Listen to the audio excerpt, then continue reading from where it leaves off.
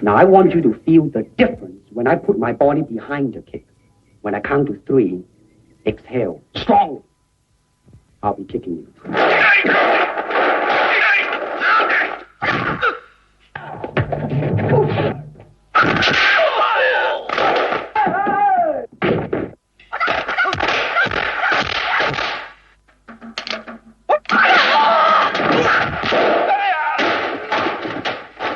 What is this thing you do? In Cantonese, Jeet Kune Do, the way of the intercepting fist.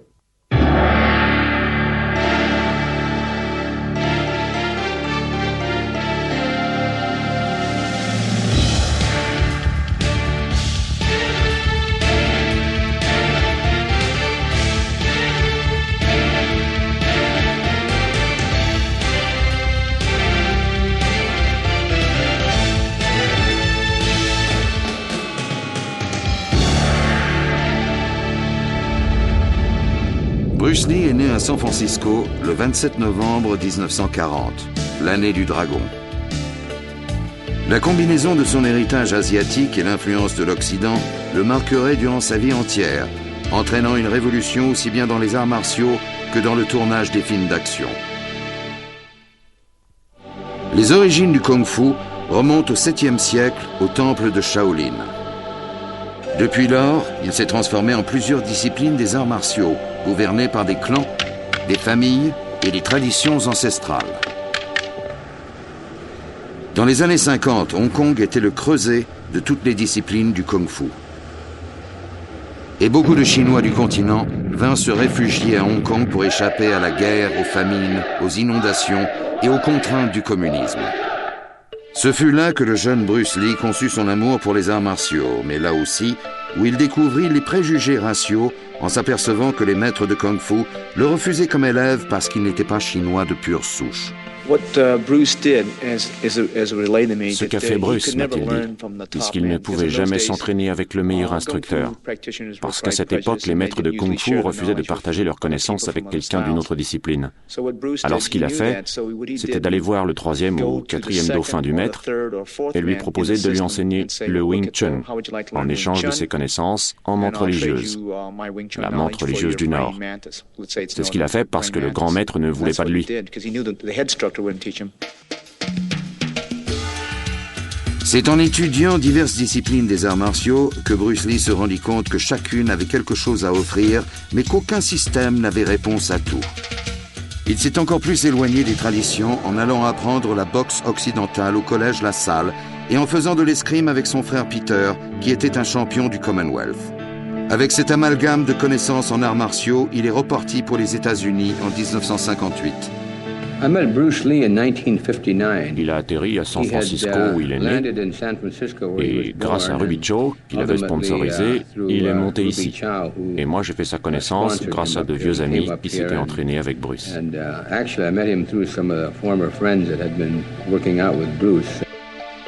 Il ressentait encore les préjugés qu'il avait subis à Hong Kong lorsqu'il se décida à briser encore l'un des tabous traditionnels et à enseigner le Kung-Fu à de non-chinois dans sa classe de Seattle.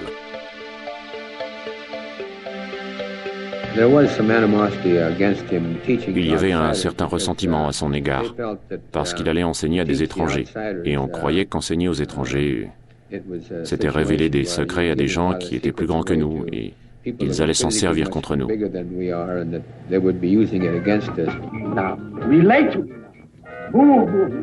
No. Don't just move for the sake of moving. Relate to me. Relationship. You're where? At jaws. Now open it up a little bit. Feel the wind blowing. The bird. You hear the bird chirping? Yes. Oh, very good. Now, let it flow. Open it up. Kick with it. Yes! Now, how did it feel to you? Like, I didn't kick, it kicked. Terrific. Now, once more. I liken Bruce Lee to Jimi Hendrix. Bruce, c'est comme Jimi Hendrix. On jouait de la guitare avant Hendrix et après Hendrix. C'était complètement différent pour les joueurs de guitare. C'est pareil avec Bruce Lee. Il y avait les arts martiaux avant Bruce et les arts martiaux après Bruce Lee. You think a fight is one blow, one kick? until you can put combinations together without even thinking, until you learn to keep moving and to endure. Hire a bodyguard or lead a less aggressive life. Don't charge in blindly. You've got to listen. Listen.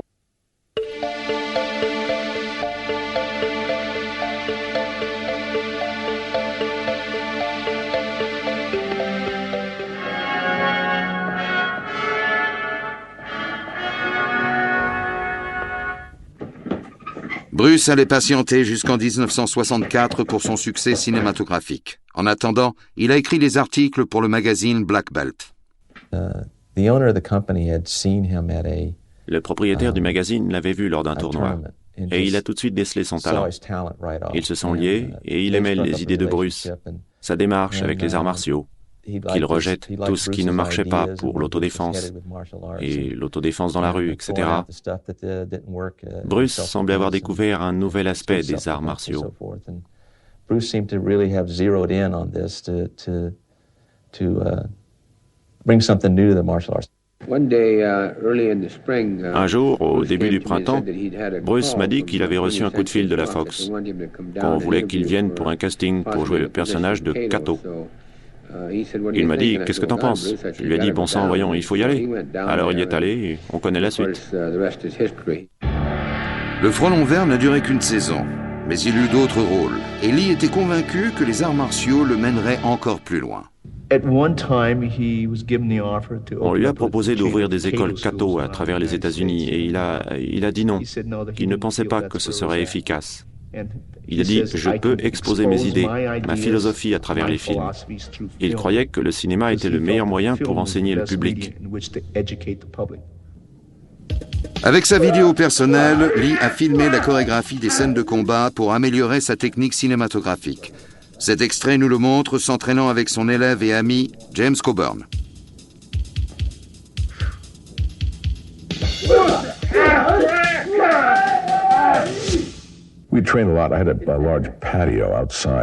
Nous nous entraînions beaucoup. Il y avait un grand patio quand j'habitais Tower Road, une petite maison de style espagnol. Il y avait ce patio où on s'entraînait. Il a apporté un gros sac, un bouclier de rugby. On l'avait suspendu pour s'exercer au coup de pied. Il a dit « Ok, voilà ce que tu fais ». Et tout à coup, il a fait « fou, bang ». Et il a frappé le sac du pied. Le sac devait peser 75 kilos, mais il s'est envolé, éventré. Il est retombé sur le gazon et des chiffons se sont répandus. On en ramassait pendant des mois des petits bouts de chiffons. De tout petits morceaux, c'était faramineux. Il en était tout confus. Il a dit « Oh, je suis désolé ».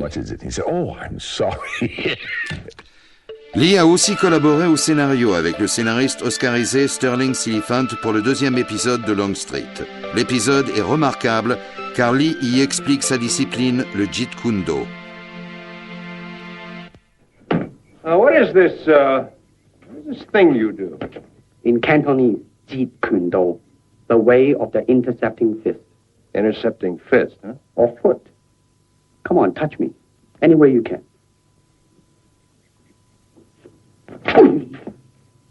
You see? To reach me, you must move to me. Your attack offers me an opportunity to intercept you. In this case, I'm using my longest weapon, my sidekick, against the nearest target, your kneecap. This can be compared to your left jab in boxing, except it's much more damaging. I see. Well, speaking of a left jab... Oh, this time I intercept your emotional tenseness. You see, from your thought to your fist, how much time was lost? Not much.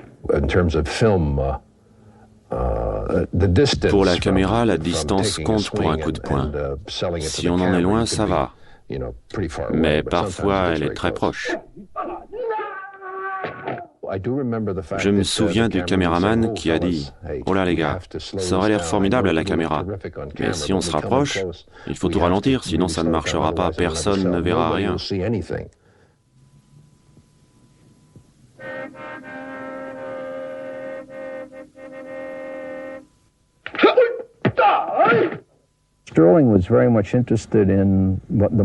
Sterling était très intéressé par les arts martiaux à cette époque. Et il suivait les cours de Bruce. Et il a suggéré qu'on fasse de Bruce un récurrent.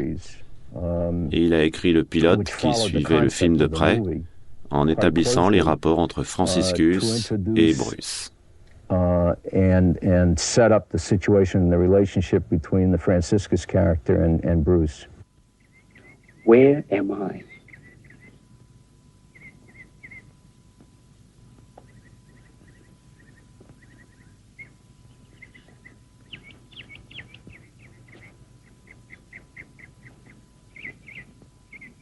There. No!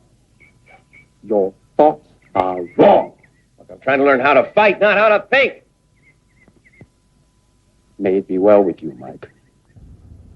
Bruce is a very complex human being. Bruce était un personnage complexe. D'abord, il était vrai. Il savait qui il était. Il connaissait ses racines, son passé. Il était fier d'être chinois. Il était fier de son art. C'était un grand perfectionniste pour les arts martiaux et pour les tournages.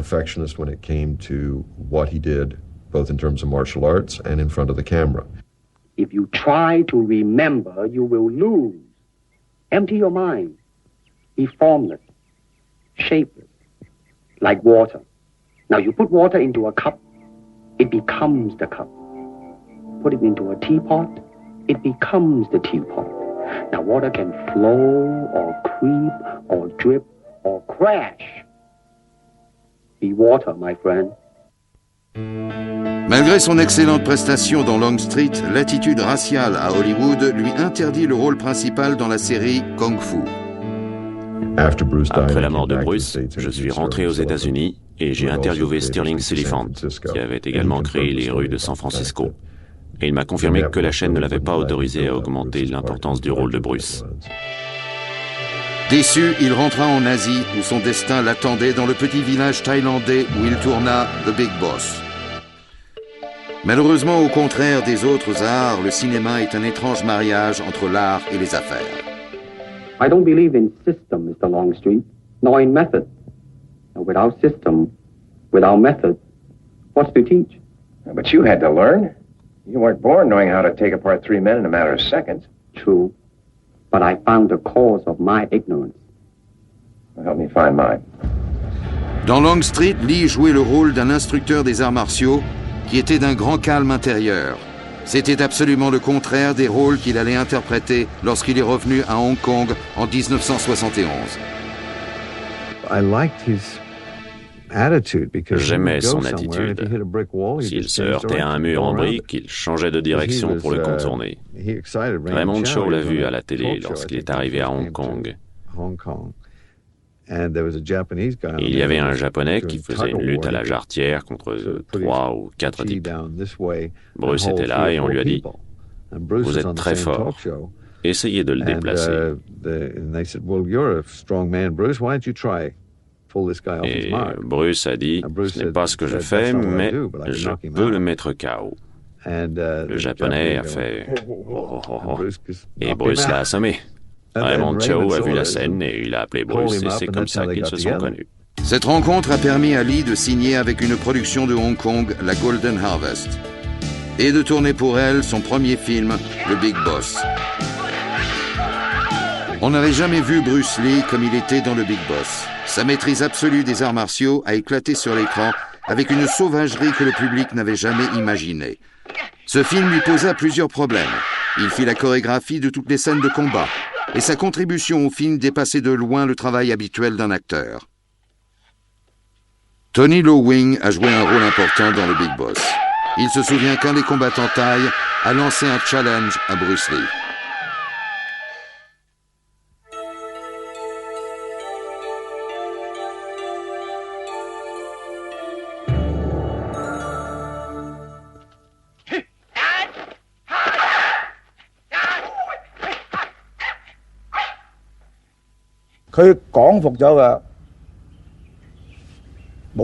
On avait engagé des boxeurs thaï. Ils s'exerçaient avec les cascadeurs. Ils doutaient des capacités de Bruce Lee. Ils ne pensaient pas que Bruce était plus fort que le chef cascadeur. Bruce a accepté le challenge. Ok, si tu es bon, viens te battre. Bruce s'est approché du thaï et il a dit « Je vais te donner un coup de poing. Je vais te donner un coup de poing. » Prépare-toi. Et bang. On se rendait compte qu'il allait frapper, puis le coup était déjà arrivé, très vite. Il donnait tous ses coups très vite.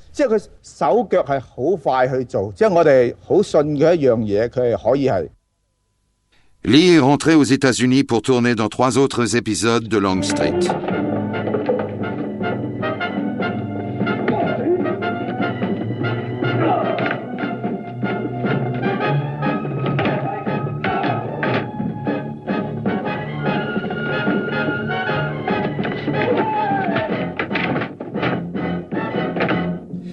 Malgré les offres alléchantes des grands studios hollywoodiens, Lee savait que son futur immédiat se passerait à Hong Kong. Quand il est venu à Hong Kong et qu'il a réinventé les arts martiaux pour le cinéma chinois, c'était en se disant qu'il allait se servir de Hong Kong pour rentrer à Hollywood et devenir une star internationale.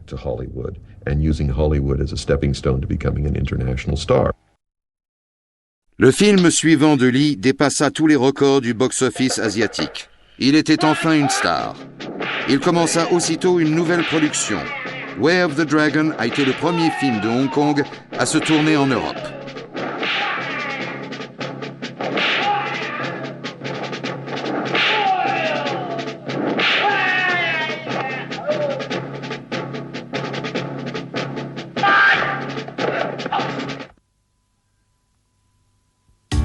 C'était complètement le film de Bruce Lee. Il l'a écrit, produit et réalisé tout en tenant le rôle principal.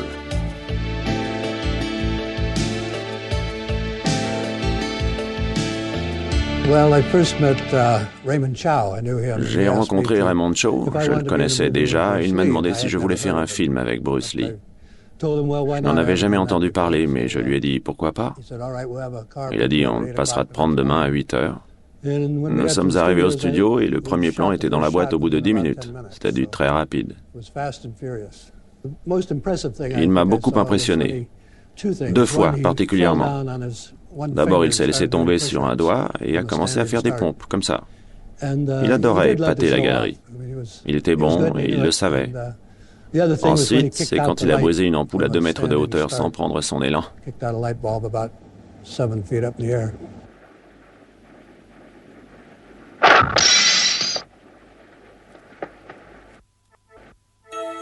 Beaucoup d'experts estiment que le combat entre Lee et Chuck Norris est la meilleure démonstration filmée des arts martiaux.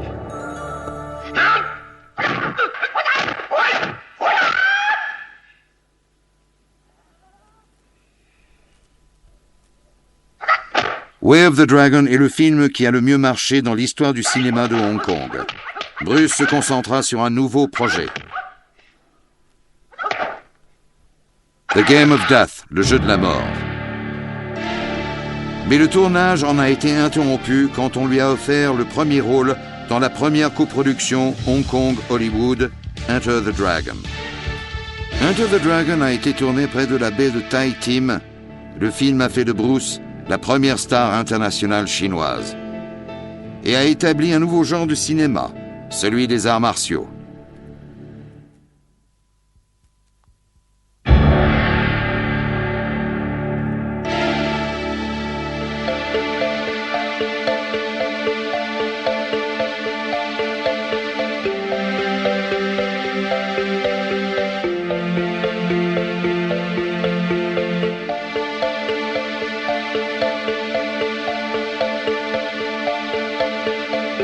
In this position, your arms are useless. Yeah. To kick or stomp me? No. Then, if you wish to survive, what do you do? I don't know. Bite. Bite? Are we not animals? You all right? I can't find much evidence to the contrary, Lee. Bite, huh? Biting is efficient in close quarter. But don't make a plan of biting. That is a very good way to lose your teeth. Les connaissances de Bruce en combat de rue étaient réelles, comme allait s'en rendre compte un jeune adversaire sur le plateau de Enter the Dragon. Il y avait un gosse qui lui a dit « Je te parie que je suis plus rapide que toi ». Bruce lui dit « Tu veux parier ? Je vais t'aider ». Et il trace un cercle au sol. Oh oui, je me souviens. Trace un cercle sur le sol aussi, dit-il. Je vais te laisser me frapper 3 fois. Si tu me sors du cercle, je perds. Mais moi, je vais te frapper 1 fois. Alors le gosse l'a fait. Évidemment, il n'a pas fait bouger Bruce. Il dit au gamin, je vais te frapper là. Tu es prêt? Le gosse lui répond, comment ça après? Avant de finir la phrase, les dents lui tombaient de la bouche. Il était si rapide.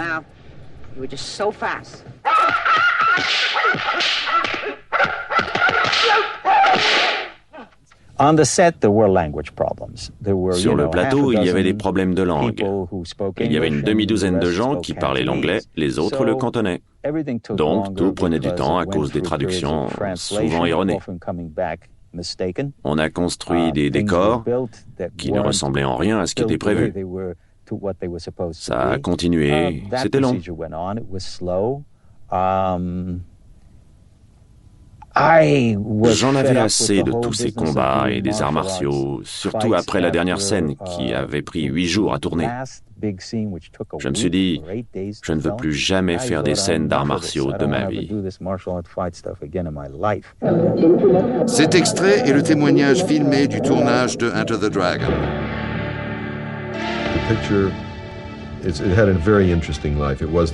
Le film s'est tourné de façon intéressante. C'était la première coproduction entre Hong Kong et un studio américain. On avait tourné des films à Hong Kong depuis les années 50. Mais il n'y avait jamais eu de coproduction. Et personne ne savait ce que voulait dire coproduction. Il y avait la production chinoise où les gens parlaient soit le cantonais, soit le mandarin. Et les films qu'on faisait étaient très stylisés. Donc, nous avancions tous à tâtons pour cette coproduction. En fait, ça a marché assez bien.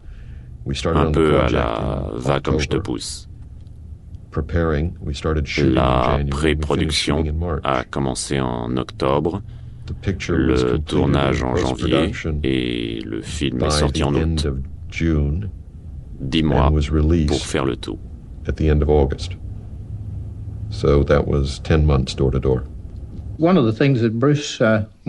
Ce que Bruce voulait par-dessus tout, c'était que les clips soient réalistes. Lorsque Jim a dit d'y aller, Bruce a dit « Je ne taperai pas fort ». Je lui ai dit « Non, fais de ton mieux ». Ce qu'il a fait. Et je me suis écroulé comme une masse. Puis, le caméraman a dit qu'on allait faire un contre-champ. Et il y a eu 6 prises en tout. Chaque fois, je prenais 6 coups. Et donc, le soir, j'étais assez mal. Bruce Lee voulait la perfection, non seulement pour les combats, mais parce qu'il pensait que ce film était le meilleur moyen de présenter sa vision personnelle des arts martiaux. Bruce Lee était frustré. Et il nous l'avait dit, parce qu'il pensait que les scénaristes à Hollywood écrivaient du blabla sur les arts martiaux, qui n'avait aucun rapport avec la réalité des arts martiaux, ni de leur spiritualité, ni avec la philosophie qu'on acquiert en pratiquant les arts martiaux.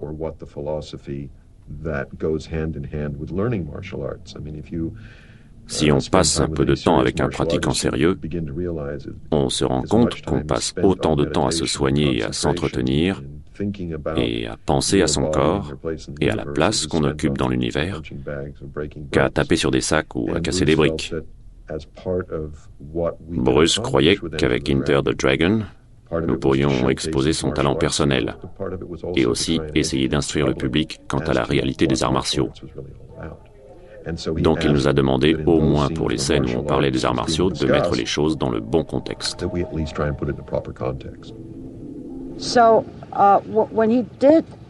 il a fait Enter the Dragon, il a souvent appelé pour discuter du scénario.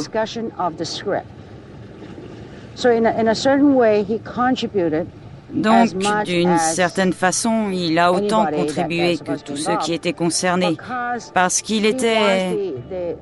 Je crois que c'est la première fois qu'il a prouvé l'égalité entre l'Asie et l'Occident. On peut travailler en équipe malgré la couleur de sa peau. Le 10 mai 1973, tandis qu'il complétait la post-production de Enter the Dragon, il y eut un premier signe des problèmes qui guettaient Bruce Lee. Il a perdu connaissance. Il a perdu connaissance pendant une demi-heure et ça l'a effrayé. Il ne savait pas ce qui lui arrivait. Alors il s'est fait examiner, vous savez. Les docteurs lui ont dit qu'il n'avait absolument rien.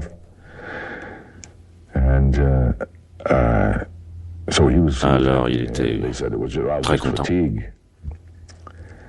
Je pense que les docteurs n'ont pas vu ce qu'il avait. Les rumeurs et la spéculation autour de la mort de Bruce Lee se trouvaient envenimées par une presse avide de profiter de l'ignorance du public. Et personne ne sut ce que l'autopsie avait révélé. Les médecins légistes ont déclaré avoir trouvé les indices d'une hypersensibilité à une drogue qu'on lui avait prescrite. J'en étais abasourdi. Vous savez, je n'en revenais pas. Stirling m'a téléphoné, il m'a dit « Bruce est mort ». Je lui ai dit « Non, tu plaisantes.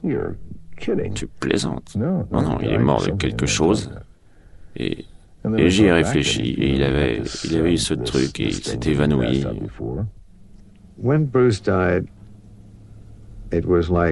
Quand Bruce est mort, Hong Kong s'est arrêté net.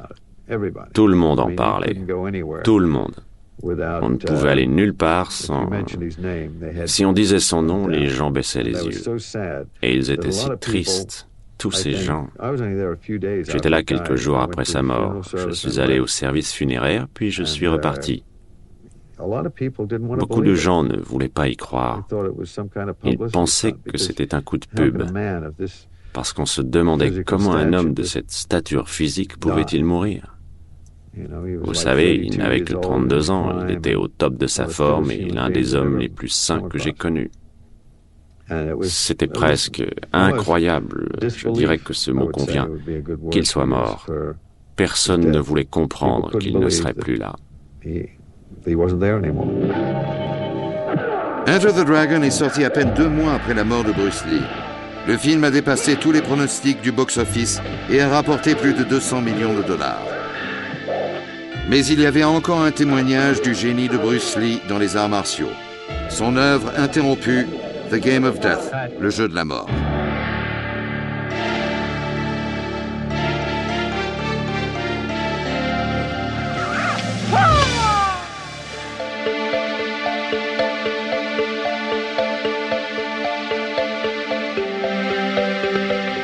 All right, now listen to me. Listen to my movement, okay?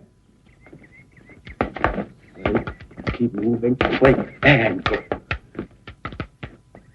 Now, the two motions are both part of one motion. Now, you try.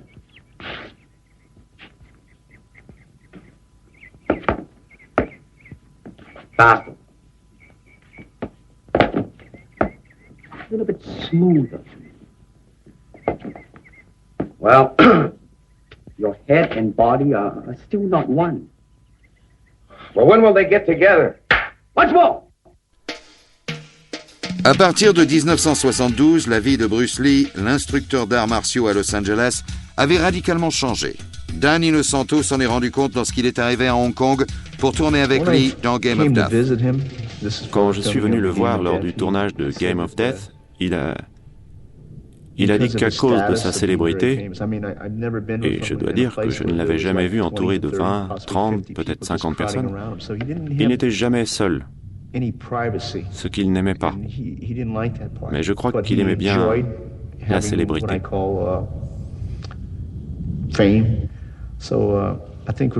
Donc il était devenu superstar, et il y avait des aspects qu'il n'appréciait pas parce qu'il n'avait plus de vie privée.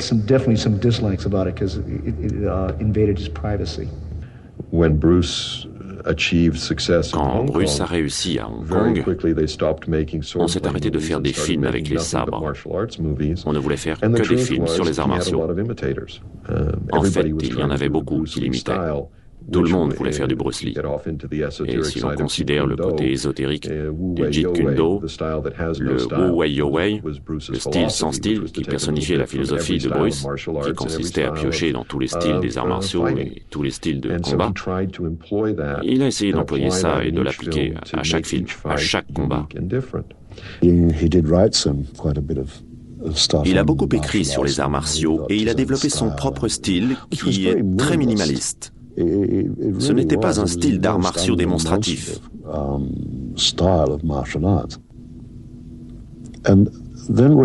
Quand on lit tout ça, puis qu'on voit Bruce à l'écran, à la place de sa personnalité assez douce et introspective, il fait...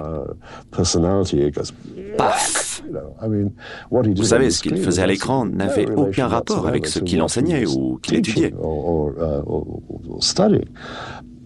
Mais Bruce comprenait le cinéma et il l'a rendu spectaculaire.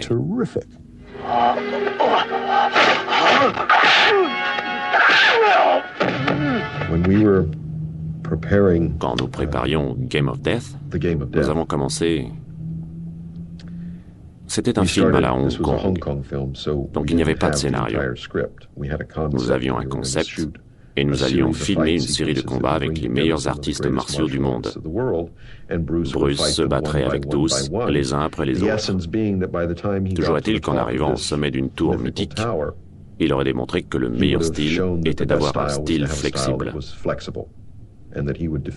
Il voulait montrer qu'il battrait chaque adversaire en comprenant leur inflexibilité et s'en servant contre eux.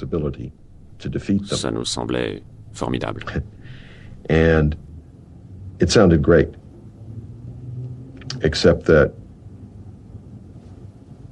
when you get Sauf que past quand the on point dépassait of, les stades okay, 1, level 1, 2 level 2, et level 3, 3, and he's now et qu'il avait tabassé trouncing each chaque martial adversaire, artist, there still had to be il fallait something qu'il y ait quelque chose au sommet de cette that was tour. going to be at the top of the tower. Et We never came nous up with n'avons what it jamais was that trouvé was quoi. going to be at the top of the tower. So when we went Alors off to lorsqu'on shoot s'est Enter the arrêté pour aller Dragon, tourner Enter the Dragon, stopped shooting Game Bruce of m'a Death. regardé et il a dit Bruce Dieu looked at merci, me and he said, on a "Thank 6 God mois we pour don't trouver have une to solve solution. that problem for 6 months."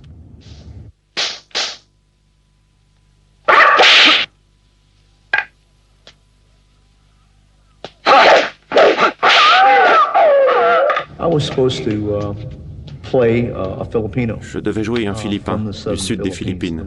C'est ce qu'il voulait. C'est ce que j'ai joué. Je me souviens que Bruce est arrivé plus tard, mais je me battais avec un type, le premier. Et il avait une sorte de bâton pour se battre. C'est plus une bûche qu'un bâton. Je me bats avec lui. Et le prochain arrive et il avait un but plus petit. Je me bats avec le type au bâton, je le bats, et puis Bruce arrive, prend la relève et il me trucide.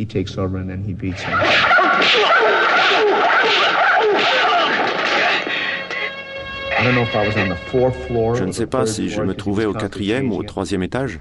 Ça changeait tout le temps. Le style inconnu se trouvait au dernier étage et devait être joué par Karim. On n'avait pas encore décidé de la fin du film, mais Bruce avait décidé que cela se passerait avec l'acteur australien George Lazenby. Le principal, c'est qu'il n'allait pas me tuer. Il m'a dit « Je ne vais pas te tuer. Tu seras un gentil. » Parce qu'il tuait pratiquement tous les gars dans ses films. Parce que c'était des méchants. Il pensait que je serais un bon moyen pour communiquer avec les gens qu'il ne touchait pas parce qu'il était chinois. Il m'a dit, il y a des gens qui ne voient pas que nous sommes pareils. Ils ne voient pas l'âme. Il a dit, nos cultures sont différentes. Mais Bruce était le genre de type qui voulait ce qu'il y avait de meilleur. Il voulait être le meilleur. Il ne voulait pas perdre son temps avec les gens indécis ou qui s'en foutaient ou qui n'étaient pas sincères. Ça n'avait aucune importance d'où étaient les gens. Je savais qu'ils se fichaient que je sois Kwailo, australien ou blanc, etc. Ils savaient et je savais que c'était comme ça qu'il fallait penser. Passer par l'âme plutôt que la nationalité ou la religion. Ces choses grâce auxquelles les gens se lient.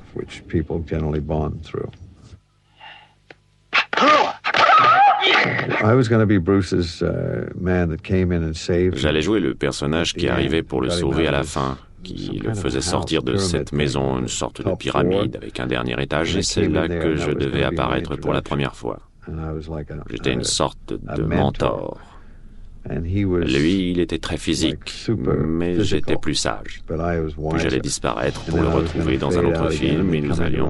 Enfin, c'est de ça qu'on parlait.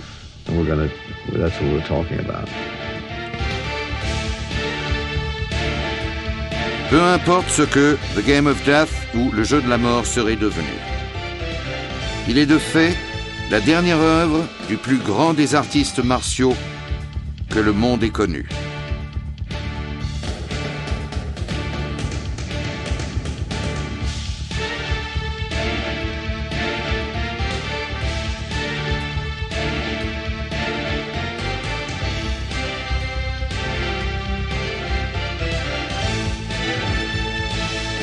Les enseignements de Bruce Lee ont révolutionné les arts martiaux et la façon de les filmer. Et sa mémoire est encore chérie par tous ceux qu'il a côtoyés au cours de sa vie.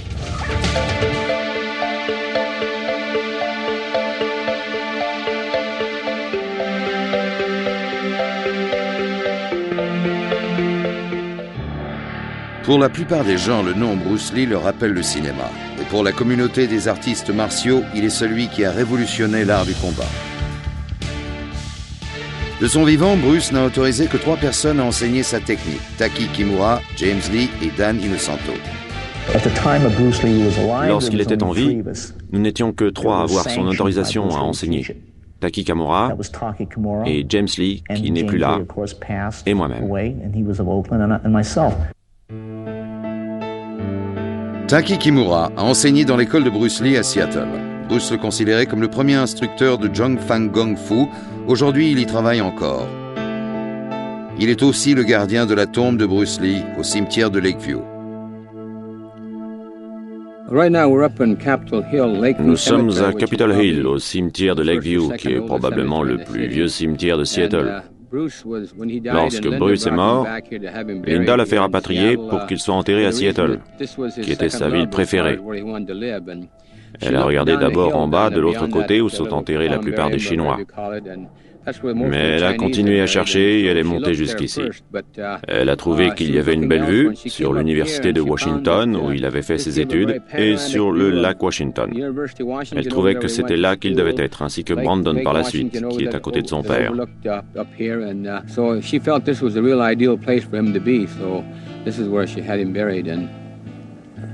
Of course, Brandon, having died, why he was buried next to his father here. Dan Inosanto est le seul homme que Bruce ait certifié pour le Jeet Kune Do. Il continue à transmettre et à développer le Jeet Kune Do depuis la mort de Bruce en 1973. À leur début, Dan était instructeur dans l'école de Jeet Kune Do de Bruce Lee à Los Angeles. Voici les listes de ceux qui se sont entraînés dans l'école à Chinatown qui a vu le jour en 1967, quand Bruce m'a nommé instructeur en chef. Et il venait souvent me regarder travailler. S'il ne tournait pas le samedi ou le dimanche, il passait donner le cours lui-même. Parfois, il regardait la classe, mais il prenait les rênes en main la plupart du temps et je devenais son assistant.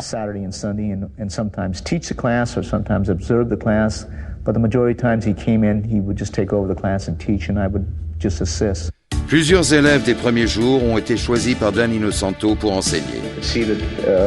On voit des tas de personnes, comme Bob Bremer, qui s'est entraîné ici.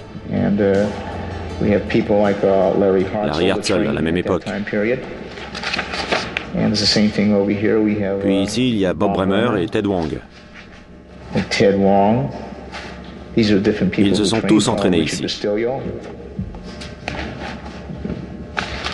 Bob Bastiglio et Alfred Haber, qui était le plus assidu à Chinatown, Daniel Way,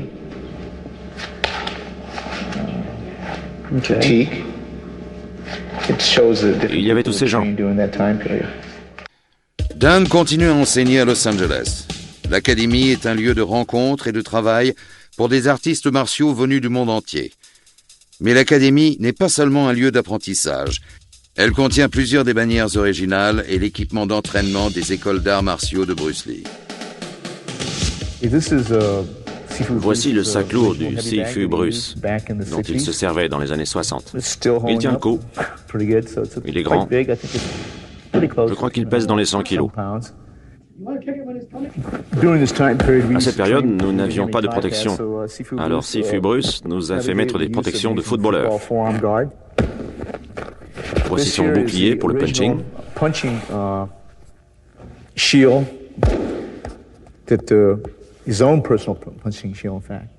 Ça a servi dans Way of the Dragon.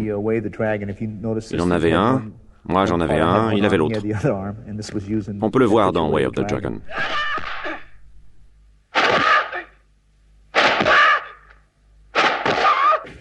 Voici le panneau ou la plaque qu'on avait qui dit « La vérité au combat est différente pour chaque individu dans ce style. Faites appel à votre expérience, absorbez ce qui est utile, délaissez ce qui est inutile. Ajoutez ce qui vous appartient. » Ça, c'était accroché dans l'école de Chinatown, avec d'autres choses. Voici une photo du Sifu Bruce. Les gens d'ici l'appellent le Sigong. Et ça, c'était dans l'école à Auckland. C'est le Tao de Bruce Lee pour le Kung Fu chinois, le style sans style. Ça veut dire qu'il ne se sert d'aucun style particulier, chinois ou japonais ou d'okinawa ou coréen. Il se sert d'aucun style comme style pour n'avoir aucune limite. Ce qui veut dire qu'il ne veut pas être limité à un style particulier, ni à une discipline, ni à un seul système pour se servir d'aucune limite.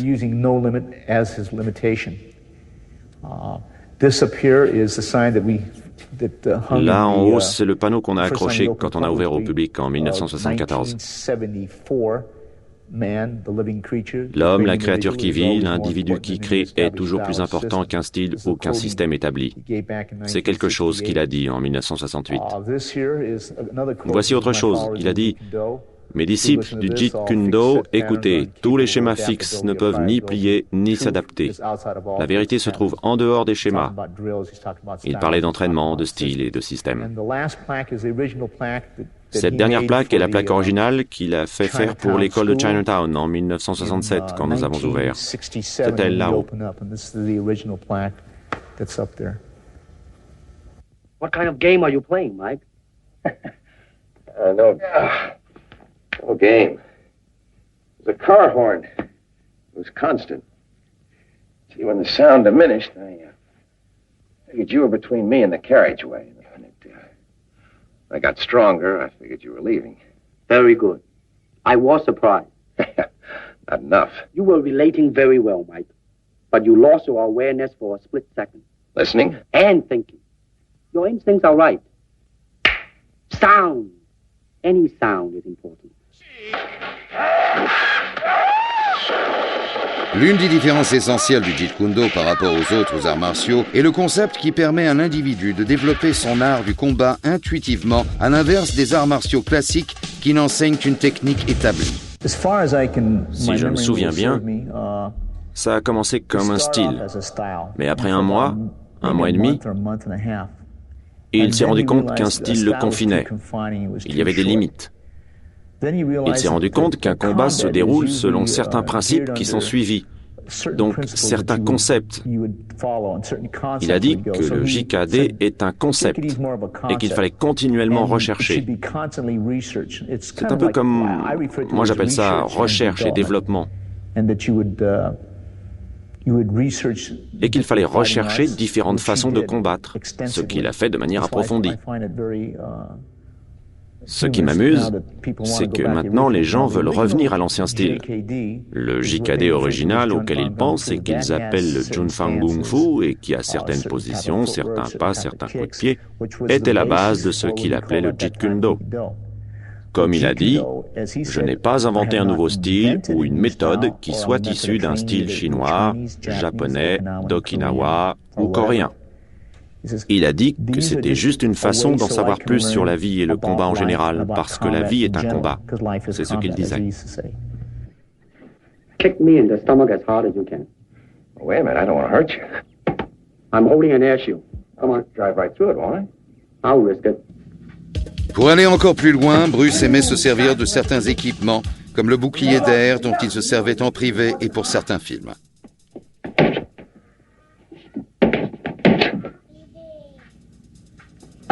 Yes. Boy, let's take a break, Mike. Je lui ai montré le bouclier à air et le bouclier en mousse, parce qu'il cherchait toujours de nouvelles façons de s'entraîner. Il voulait donner des coups de pied sur différentes surfaces. Je lui ai dit qu'on se servait de ça pour le football. On le bloque, on le frappe, on le plaque. On va essayer de le frapper et de lui donner des coups de pied. Il a dit non. Au début, il a dit qu'il ne pensait pas que ça marcherait, mais quand je suis revenu le lendemain, il avait pensé à toutes sortes d'exercices à faire sur les deux boucliers. Parce qu'il a dit, parfois quand on donne un coup de pied, on ne sait pas s'il y a de la substance. À cette époque, tout le monde donnait le coup de pied de côté ou en faisant un tour, et il ramenait le genou et on pensait qu'il y avait de la puissance dans le coup. Il voulait montrer que parfois, quand on donne un coup de pied, il faut voir le résultat. Et c'est ce qui arrivait avec les deux boucliers. C'est pour ça qu'il les aimait tant.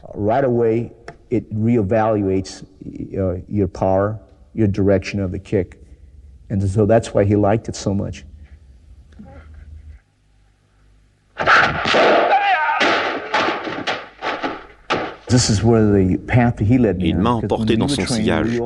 Et quand on s'entraînait, on recherchait et on expérimentait avec les disciplines, la boxe occidentale, avec des coachs. Il a recherché le Sila, que personne ne connaissait à l'époque. Il a étudié la boxe thaï et la savate. Il a examiné les façons de faire des prises, des méthodes connues ou inconnues. He researched Thai boxing, he researched savate. He researched different grappling methods, known and unknown methods. Il a acheté tous les livres qu'il a trouvés sur les arts martiaux. Et il a mis, je ne dirais pas le style, mais l'essence même de ce qu'il appelait les arts martiaux. Et il l'a incorporé dans son système personnel de combat, qu'il appelait le Jeet Kune Do. Keep it up. Sensitivity. That's it. Good. Je fais maintenant exactement ce que je pense qu'il aurait voulu que je fasse, s'il était encore vivant. C'est une direction. La plupart des gens ne participent pas aux recherches. Et je crois que j'ai dit dans mon premier livre que si vous ne me comprenez pas et que vous ne me rejoignez pas dans les recherches, vous ne comprenez pas ce qu'est le Jeet Kune Do. Le Jeet Kune Do vous oblige à délaisser ce que vous connaissez bien pour apprendre quelque chose de nouveau. Lee's going to teach me all this. I cannot teach you. Only help you to explore yourself, nothing more. All right. Come on, let's explore some more of those kicks, huh? Voilà sur quoi il insistait. Il disait, il faut aller là où on n'est pas confortable. Et c'est dur. Parce que si on aime être à distance de coups de poing et que l'adversaire se met à distance de coups de pied, on peut en souffrir. Ou vice-versa, si vous avez envie d'être à distance de coups de poing ou de pied et que l'adversaire a envie de faire des prises d'étranglement et vous met au sol, vous tombez dans le panneau. J'essaie de faire passer l'idée que si vous vous trouvez face à un élément nouveau, il faut y aller. C'est ce qu'il a dit dans ses philosophies, alors je pense et j'aime croire que je vais dans la bonne direction, celle qu'il voulait, et que je continue à suivre ses principes et ses concepts.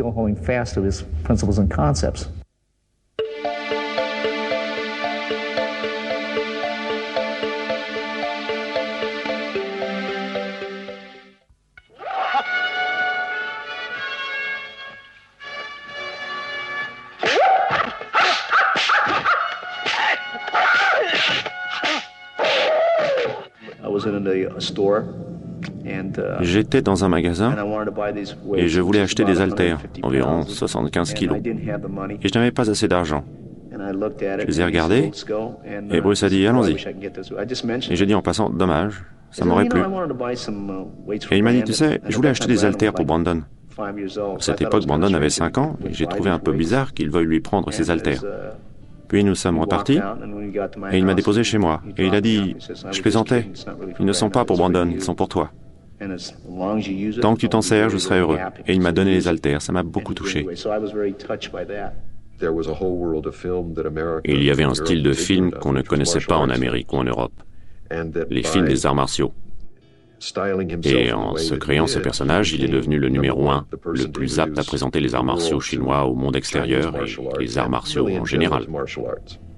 Ce qui m'impressionnait le plus, c'était des choses simples comme s'asseoir par terre en canif, les bras croisés, les jambes relevées.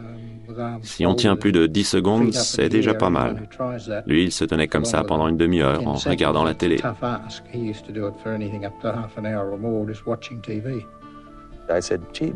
Je lui ai dit, Bruce, ça te plairait de mesurer 1m85 et peser 85 kilos? Et il m'a dit, si j'étais comme ça, je dominerais le monde. C'était mon anniversaire. J'étais avec ma femme et Linda Lee. Et nous sommes allés dans un restaurant, Miyaka, je crois. C'était dans le comté d'Orange. Je crois que j'avais $100 sur moi et je pensais que ça suffirait pour la soirée. Mais c'était plus cher que je ne pensais. Et j'étais à court. La note se montait à plus de $100. Et il a dû voir ma tête, que ça n'allait pas, parce que quand j'ai vu la note, je me suis rendu compte que je ne pouvais pas payer. Il m'a glissé $50 sous la table sans que ma femme ou même Linda, je crois, ne s'en aperçoivent. Il m'a dit après, en te voyant regarder la note, je savais bien que tu n'avais pas assez. Une fois dans son bureau, il m'a dit qu'il rêvait d'être une plus grande star que Steve McQueen, qui à l'époque était la plus grande star au monde. C'est ironique que 20 ans plus tard, on se souvient sans doute davantage de Bruce Lee que de Steve McQueen. Ce n'était pas tellement sa stature. Il avait, et je déteste ce mot, il avait du charisme. Il semblait toujours marcher quelques centimètres au-dessus du sol. Il semblait ne jamais toucher terre. Il avait une telle énergie. Et vous savez, plutôt que de vous serrer la main, il vous montrait sa capacité à faire passer un coup de pied à 200 km/h à quelques dixièmes de centimètre de votre nez. Il s'était présenté. Alors il a dit à Raymond Cho, donne $10,000 à George. Raymond a fait, quoi? C'était un homme d'affaires. Mais Bruce a dit, George n'a pas d'argent, sinon il ne serait pas devant l'arrêt du bus. Bruce essayait de nous montrer comment nous améliorer. Je pense malheureusement qu'il faut passer par l'aspect physique pour trouver l'aspect spirituel des arts martiaux, qui est, je pense, très important, le plus haut niveau de sa vie. Je le dis parce qu'au moment où la porte s'ouvre et qu'on atteint ce niveau spirituel, on découvre qui on est et on peut réagir vis-à-vis des autres sans peur.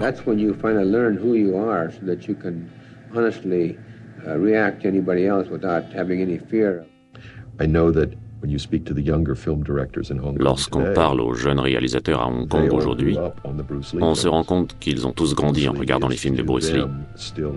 Bruce Lee est toujours leur idole. Quand on leur demande « Qu'avez-vous envie de tourner ?», ils répondent « J'aimerais faire un film qui ait autant d'impact sur la nouvelle génération que Bruce Lee a eu sur la mienne avec Enter the Dragon ». Ça m'a été confirmé par 5 ou 6 réalisateurs chinois. Et par des acteurs aussi. Demandez donc à Jackie Chan, qui à votre avis est la plus grande star ? Et il vous dira sans hésiter, Bruce Lee.